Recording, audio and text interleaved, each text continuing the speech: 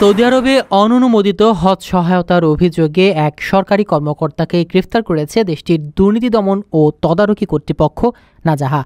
কর্তৃপক্ষের মুখপাত্র জানান, সাম্প্রতিক অভিযানে হজ মৌসুমে অননুমোদিত হাজিদের সহায়তা দেওয়ার ঘটনায় বেশ কয়েকটি অপরাধমূলক মামলা শুরু হয়েছে।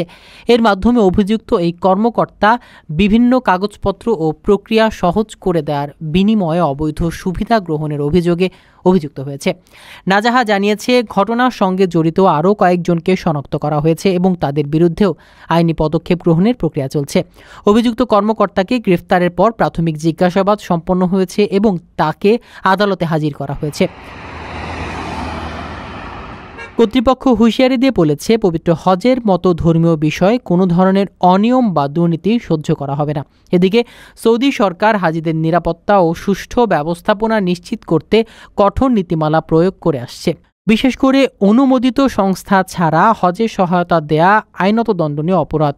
প্রবাসী সম্প্রদায়ের মধ্যে এ ঘটনা আলোচনা জন্ম দিয়েছে এবং হাজিদের উদ্দেশ্যে সতর্ক থাকার আহ্বান জানানো হয়েছে। এ ঘটনায় প্রমাণিত হয়েছে, সৌদি কর্তৃপক্ষ ধর্মীয় আয়োজনের স্বচ্ছতা রক্ষায় শূন্য সহনশীলতার নীতি অনুসরণ করছে। আপনার স্বপ্নগুলো আকাশ ছবি প্রবাসীর হেলিকপ্টারের মাধ্যমে বিয়ে, জন্মদিন অথবা যে কোনো বিশেষ প্রয়োজনে হেলিকপ্টার ভাড়া করতে যোগাযোগ করুন স্ক্রিনে দেয়া নাম্বারে। প্রবাসীর হেলিকপ্টার, নিরাপদ ও সাশ্রয়ী বাহনের বিশ্বস্ত নাম।